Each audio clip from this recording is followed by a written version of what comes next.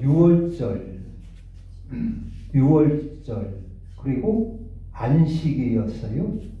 예수님이 예루살렘에 올라가셨는데 사람들이 유월절 절기라 많이 모여 있습니다. 그래서 이런 절기 때는 특별히 예루살렘으로 사람들이 다 모여서 예루살렘으로 다 모여서 하나님 앞에 제사를 지내고 합니다. 그래서 그때 이제 가족들도 만나고 친구들도 만나고 마을 사람들도 만나고 이렇게 해가지고 아주 잔치가 되는 거죠. 그리고 그 분주한 거죠. 분주한 거. 그런데 예수님은 그때 그 예루살렘 성전 밖에 베데스라 하는 연못이 있는데 그 연못은 뭐 지금 말하면 온천 같아요. 온천 같은데 거기에는 그 물이 이렇게 막 동할 때 뭐 여기는 저 천사들이 내려와서 물을 휘저어 가지고 동한다 하는데 물이 이렇게 막 소용돌이 치고 동할 때 어떤 병이든 자든지 거기에 들어가면 가장 먼저 들어간 사람은 병이 낫는다는 것이요. 그래서 그게 진짜인지 뭐 소문만 이렇게 크게 났는지는 모르지만 하여간 그런 소문 때문에 병든 자들이 많이 모여와 가지고 그리고 아마 행각 5을 거기에 세우게 됐어요. 그 행각 5을 세웠다고 하는 것은 뭐 정부에서 했겠지요. 나라에서 했겠지요. 뭐 개인이 한 게 아니라 사람이 많이 모이니까 행각 5 말하자면 큰 그런 그 사람이 거처할 수 있는 그런 그 건물을 쭉 그 연못 가에다가 지어놓은 거예요. 병든 자리에 다 모여드니까. 그런데 잔칫날 딴 사람들은 친구 만나고 가족들 만나고 이렇게 재미있는 얘기도 하고 이렇게 시간 가는 줄 모르는데 예수님은 그 연못가로 나오신 거예요. 연못가를 쭉 둘러보시면서 그 병든 자들을 둘러보시는 거예요. 그리고 거기에 38년 된 오래된 병자를 주님이 보셨어요. 그래서 그에게 찾아가서 가까이 가셔서 네가 낫고자 하느냐 물으십니다. 네가 병을 낫고자 하느냐 물어요. 그러니까 이 사람이 내가 낫고자 하나이다 이렇게 대답했으면 좋은데 나를 저 물이 동할 때 나를 넣어줄 사람이 아무도 없습니다. 나는 나밖에 없습니다. 물을 통할 때 이렇게 먼저 들어가야 되는데 나는 중풍병에 걸려가지고 꼼짝 못한다는 말이에요. 38년간이나 그렇게 병을 앓고 있는 거예요. 그래서 물이 통할 때 막 들어가야 되는데 내가 들어가기 전에 다른 사람들 먼저 다 들어간단 말이에요. 그래서 나는 나를 넣어줄 사람이 아무도 없습니다. 그러는 거예요. 자기의 탁한 사정을 얘기하는 것입니다. 그때 예수님께서 그러냐 내가 너를 고쳐주마 하고 네 침상을 들고 걸어가라 하십니다. 그러니까 이 사람이 거기에 뭐 이론을 붙이지 않고 아이고 내가 아픈데 어떻게 침상을 들고 걸어갑니까? 그럴 것 같으면 내가 여기 왜 누워 있습니까? 그렇게 한 것이 아니라 그 말씀을 그냥 받아들여서 침상을 들고 일어나려고 벌써 일어나지는 거예요. 그리고 걸어가는 거예요. 그런데 그날이 안식일이었어요. 그래서 유대인들이 그걸 보고 너 왜 안식일인데 네 짐을 들고 이렇게 다니느냐? 안식일은 이렇게 짐 들고 다니면 안 되고 가만히 쉬어야 되는데 안식일에 왜 이렇게 짐을 들고 가느냐? 그러니까 나를 이렇게 낫게 한 사람이 이렇게 짐을 들고 내 짐을 다 들고 내 침상을 들고 걸어가라고 했습니다. 그러니까 그러면 그가 누구냐? 그러니까 모릅니다. 그랬어요. 그래가지고 얼마 후에 예수님이 예루살렘에서 그 사람을 만납니다. 만날 때 예수님이 뭐라고 하냐면 네가 병이 나았지, 네가 나았으니, 네가 나았으니 더 심한 것이 생기지 않도록 다시는 죄를 범하지 말라. 14절에 그래요. 보라, 네가 나았으니 더 심한 것이 생기지 않도록 다시는 죄를 범하지 말라. 그러니까 이 사람이 38년 동안 이렇게 병치레를 중풍병으로 꼼짝 못하고 병치레를 한 것은 이 말씀에 비추어 보니까 죄 때문에 그런 것 같아요. 죄 때문에. 그러니까 너희가 더 심한 것이 생기지 않도록 다시는 죄를 범치 말라 그런 거예요. 그래서 이 병 나은 사람이 예수님을 알고 유대인들한테 가서 보고를 하는 거예요. 나를 고친 사람은 내가 나를 이렇게 짐 들고 가라고 한 사람은 예수님입니다. 예수입니다. 그러니까 안식일날 짐을 들고 다니는 것이 죄니까 거기에 대한 문책을 받을까봐 아마 그렇게 이 사람은 또 쫓아가서 그걸 얘기를 한 것 같아요. 그래서 나를 걸어가라는 사람은 예수님입니다. 그러니까 유대인들이 예수님을 박해를 하는 거예요. 왜 안식일날 사람들을 이렇게 짐 들고 가게 했느냐고 예수님을 뭐라고 하는 거예요. 그러니까 예수님이 뭐라고 하냐면 내 아버지께서 지금 이제까지 일하시니 나도 일한다. 17절 그런 거예요. 유대인들이 안식일날 짐 들고 가라고 했다고 자꾸 뭐라고 하니까 예수님이 하는 소리가 내 아버지께서 지금까지 일하시니 나도 일한다. 나도 일한다. 그러니까 이 병든 자를 고치고 짐 들고 가게 하라는 것은 하나님 아버지의 일이라 그런 얘기입니다. 그랬어요. 그러면서 우리가 오늘 여기서 이제 중심할 것은 이렇게 다시 생기지 않도록 죄를 범하지 말라 한 말씀. 또 아버지께서 이제까지 일하시니 나도 일한다.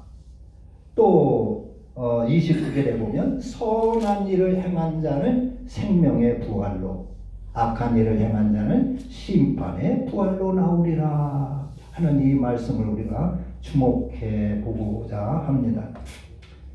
보통 이 38년 베데스다 연못가에서 38년 된 이 병자 고친 이 설교를 많이 하는데 주로 어떻게 하느냐 하면 38년 동안 이렇게 병치를 하더라도 나으려고는 그 소망을 잃지 않으면 주님이 찾아오셔서 이렇게 고쳐주십니다.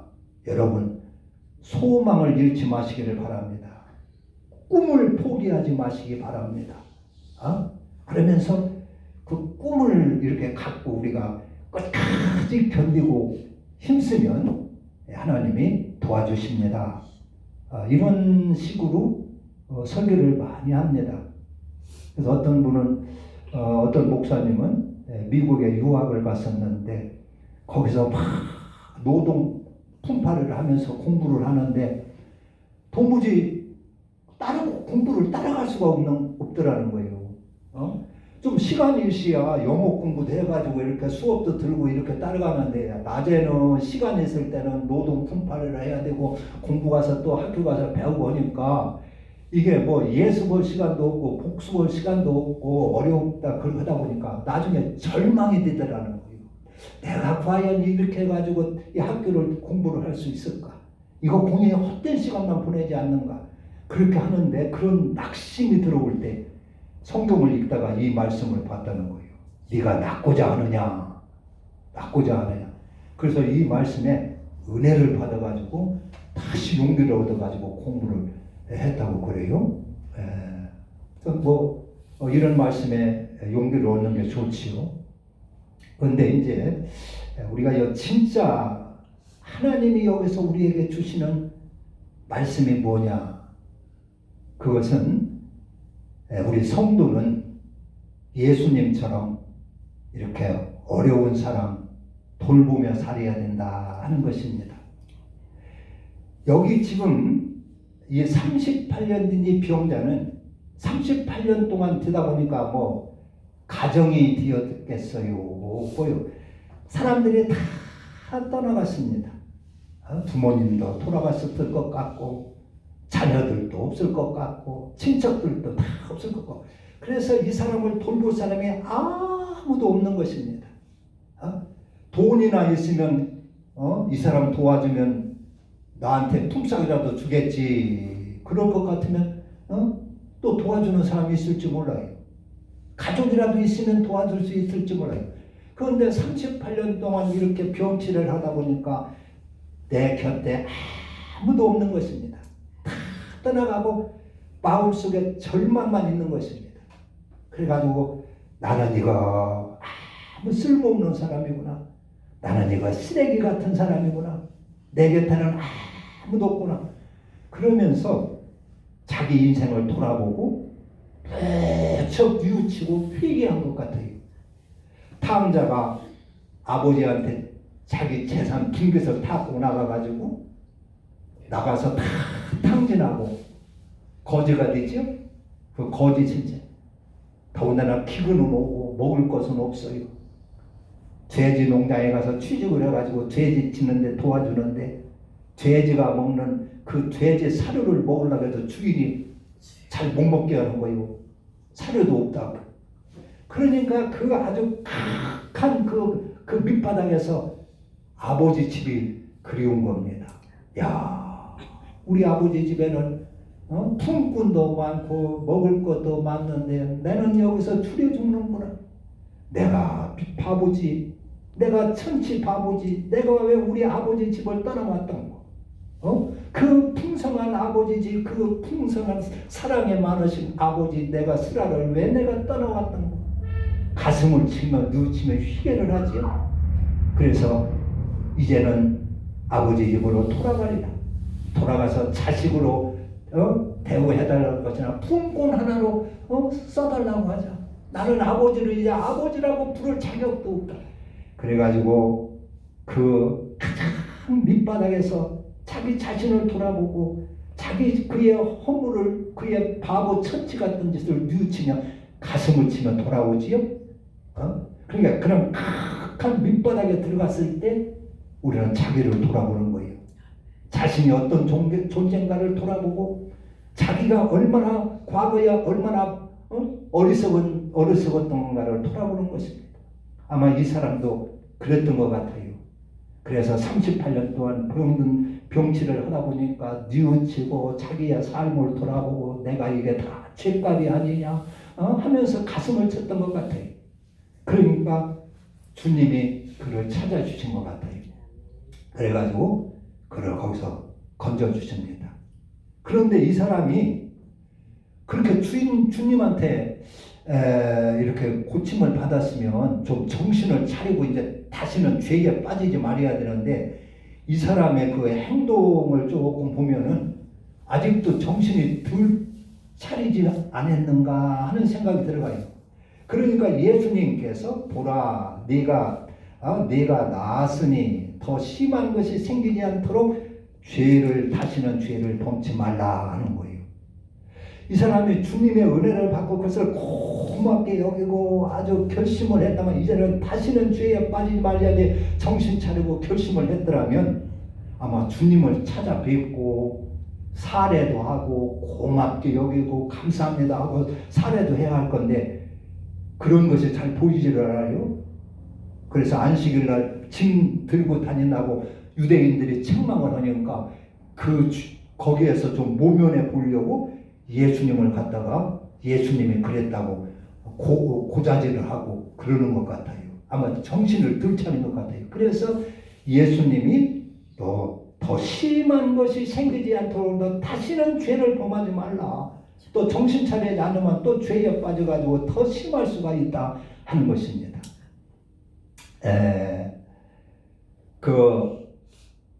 하나님은 성경에 보면 꼭 심는 대로 거둔다고 그랬죠. 특별히 갈라디아서 6장 7절에는 스스로 속이지 말라. 하나님은 우리 인간한테 속아 넘어가는 사람이 아니다.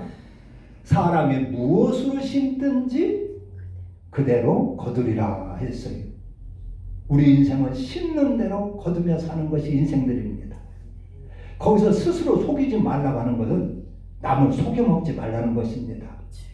남을 속여 먹으면 반드시 그 죄값이 있다는 얘기입니다. 그래서 여러 가지 뭐 죄는 다 우리가 무서워해야 되고 그렇게 하지만은 내가 나쁜 마음으로 남을 속여 먹는 것은 이건 아주 죄질이 아주 좋지 않는 것입니다. 속여 먹는 것. 그래서 성경에는 4배나 갚도록 했어요. 그러니까 속여 먹는 짓 그거 하지 못하게 하기 위해서 네가 남을 토색한 일이 있으면 4배를 갚으라 그랬어요. 4배. 제가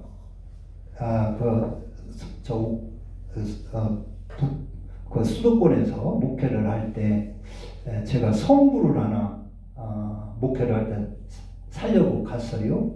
성부상에 갔는데 마음에 뭐 가격이라든가 이런 거에서 살만한 것이 있어서 그 주문을 했어요. 그런데 잘 살펴보니까 그 성부에 흠이 있어요. 그래서 이건 흠이 있으니까 이건 마시고 새로운 곳으로 다시 보내달라고 그랬어요. 그리고 값을 치르고 왔어요. 그런데 나중에 교회로 이제 배달을 왔는데 그걸 그대로 온 거예요. 그대로. 흠 있는 거지. 제가 또 봐서 이건 흠 때문에 이건 다른 것으로 새 것으로 이렇게 보내주세요. 흠 없는 걸 보내주세요 했는데 우리 나중에 왔는데 그게 그대로 왔어요. 그래서 그것을 뭐라고 하면 다시 이제 옥신각신 할 것 같고 그래가지고 저는 그냥 넘어갔어요. 그런데 그분이 뭐 그것 때문에 그랬는지 하여간 모르지만 그분이 노년에 무척 고생하는 걸 봐요. 그분이. 그래서 우리 인생은 노년은 젊었을 때 우리가 어떻게 살아왔느냐 하는 결산일 수도 있습니다. 하나님은 결산하시는 분이거든요. 추수를 하시는 분이시거든요. 심판을 하시는 분이시거든요. 물론 이 땅에서의 결산보다도 이 땅 떠날 때 우리가 이 세상 죽었을 때 떠났을 때 하나님의 그 백보자 앞에서 심판을 다 받는데 그때 우리의 행한 대로 심판을 받는다 했어요. 그래서 요한계시록 20장에 보면은 하나님의 심판대 앞에는 책이 2권이 딱 있는데 하나는 우리의 행한 대로 기록한 그러한 책이고 하나는 생명록이라 구원받을 사람, 천국 보낼 사람, 구원받을 사람을 특별하게 기록해 놓은 생명록이 있다 그랬어요. 그리고 누구든지 작은 자나 큰 자나 하나님 앞에서 그 보좌 앞에서 그 행한 대로 심판을 받는다 그랬어요. 그 천국은 행한 대로 보상받는 나라입니다. 행한 대로.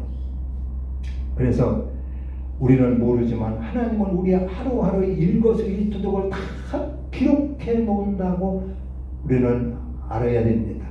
그래서 우리는 하루하루를 잘 살아야 되는 것입니다. 이건 믿음만 있는 사람이죠. 그래서 여기 보면은 행한 대로 다시는 죄를 범하지 말라.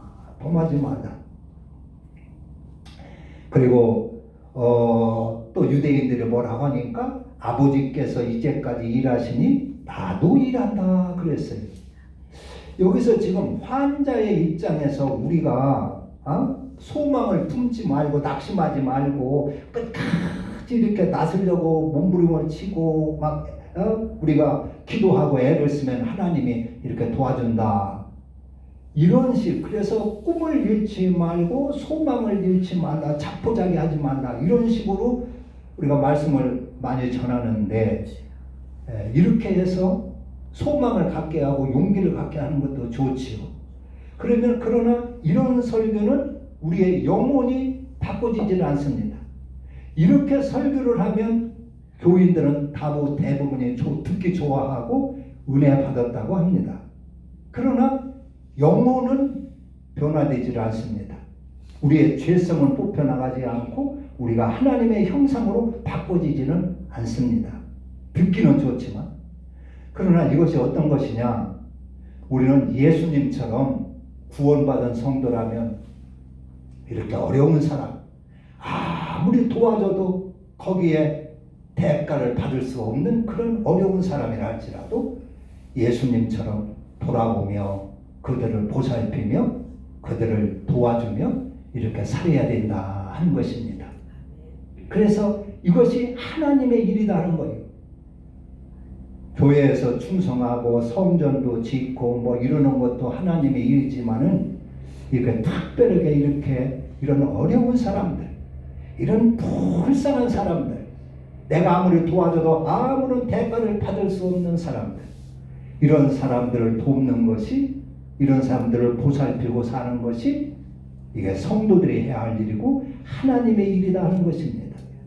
그래서 이런 선한 일을 행하고 사는 사람이 생명을 얻는다는 것입니다. 그래서 29절 선한 일을 행한 자는 생명의 부활로, 악한 일을 행한 자는 심판의 부활로 나오리라 했으니, 그래서 예수님이 행한 것처럼 우리도 이런 사람을 돕고 이런 사람을 보살피며 살아야 되고, 그렇게 선한 일을 하는 사람이 생명을 얻는다, 이렇게 알 때 우리는 우리의 죄성이 빠져나갑니다. 우리의 교만이 빠져나갑니다. 하나님의 성품을 담게 되는 것입니다.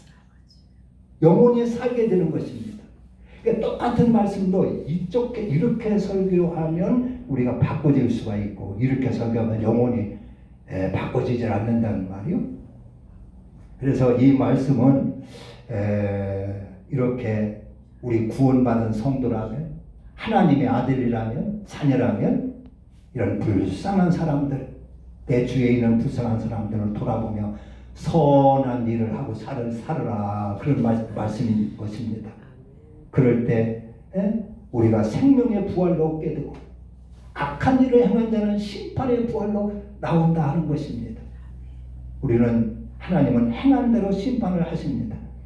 여기 24절에 보면 내가 진실로 진실로 너희에게 이르노니 내 말을 듣고 또 나 보내신 이를 믿는 자는 영생을 얻었고 심판에 이르지 아니하나니 사망에서 생명으로 옮겼느니라. 여기서 그냥 슬쩍 어떻게 넘어가냐면, 대부분이 성경을 이렇게 어떻게 하냐면, 이거 봐, 예수 믿기만 하면 이렇게 구원받는데야, 영생을 얻는데야, 이런 식으로 이 말씀을 이해를 하고 있어요. 그러나 내 말을 듣고, 여기 듣고가 어떻게 봐야 됩니까? 그냥 귀로만 듣는 것으로 듣기만 하면 되는 것이냐 하는 얘기입니다. 여러분, 그 부잣집에 두 아들이 나오지요? 큰 아들을 붙들어 가지고, 야, 너 오늘 포도밭에 가서 일해라 하니까 예, 알겠습니다, 일하겠습니다 하고 나가서, 큰 아들은 나가다가 자기 친구 만나가지고 놀다 오고, 둘째 아들한테 야, 너 포도원 밭에 가서 오늘 일하거라 하니까, 아니요, 싫어요, 저 오늘 친구하고 약속이 있어요. 친구하고 무슨 약속이 있어요. 그리고 나가다가 보니까 뉘우치는 거예요. 아이고, 아버지 말을 들어야지. 아버지 말을 들어야지. 아버지 말을 이렇게 거역하면 되나. 그리고 뉘우치고 둘째 아들은 가서 포도원에 가서 하루 종일 이러다 돌아왔어요. 그러면은 듣기는 다 들었어요. 그 말을, 분부를 다 들었는데 실제 큰아들은 들은 아들이요, 안 들은 아들이요. 큰아들은 아버지 말을 들었다고 할 수가 없지요. 귓구녕은 들었어요. 그러나 행하지는 않았다는 말이에요. 그는 말을 안 들은 자입니다. 그러나 둘째 아들을 듣고 거부는 했지만 나중에 뉘우치고 가서 일을 했어요. 그럼 그 둘째 아들을 갖다가 아버지 말을 들었다 그러는 것입니다. 그러니까 여기 내 말을 듣고 나 보내신 아버지를 믿는 자는 구원을 얻었고, 그런 자는 영생을 얻었고 심판에 이르지 않는다. 그 말은 예수님의 그 분부의 말씀을 다 들어 행하는 것을 말하는 것입니다. 그 선행을 행하는 걸 말합니다. 그래서 마지막 때 결론으로는 선한 일을 행한 자는 생명의 부활로, 악한 일을 행한 자는 심판의 부활로 나오리라 하는 것입니다. 하나님은 행한 대로 심판을 하시는 분이십니다. 그래서 선한 일을 이렇게 믿고 선하게 선한 일을 행하는 사람이 생명을 얻는다는 것입니다. 여기 지금 38년 된 이 병자는 아무리 그를 돌봐줘도 뭐 대가를 받을 수가 없는 거예요. 뭐 돈이 있어요. 뭐 친척이 있어요. 보상을 받을 수가 없어요. 그냥 수고하고 끝나고 마는 것입니다. 이렇게 우리가 이 주님처럼 이런 선한 내 주위에 있는, 우리는 영적으로 보면은 38년 동안 신앙생활을 해도 아직 사망의 결박에 붙들려 있는 사람이 있어요. 이 사람이 38년 동안 병을 고쳐보려고 그렇게 애를 썼지만은 여기까지 고치지 못하고 그 병에 붙들려 있는 것처럼, 영적으로 보면 우리 주위에 38년간이나 신앙생활을 열심히 한다고 하지만은 그리스도 안에 들어오지 않고 생명을 얻지 못한 사람들이 있을 것입니다. 그런 사람들을 우리가 건져내고 살려내고, 이것처럼 더 선한 일이 어디가 있습니까? 그래서 우리가 소망을 버리고 낙심하지 말고 주님이 은혜를 이렇게 구하는 것도 좋지만은, 우리는 여기서 주님처럼, 딴 사람들은 다 절기라 친구들 만나고 가족들 만나고 즐겁게 대화를 하고 이야기를 하며 이야기의 꽃을 피우고 이렇게 보내지만은, 우리 주님은 아무도 돌아보지 않는 그 병자들, 그 베데스다의 골목가를 둘러보며 아주 그 고심하고 하는 그 자들을 이렇게 돌아보고 살펴보는 것, 이것을 본받아야 될 것입니다. 성도들이라면 이렇게 살아야 된다 하는 것입니다. 이렇게 살아야. 그래서 기도합니다.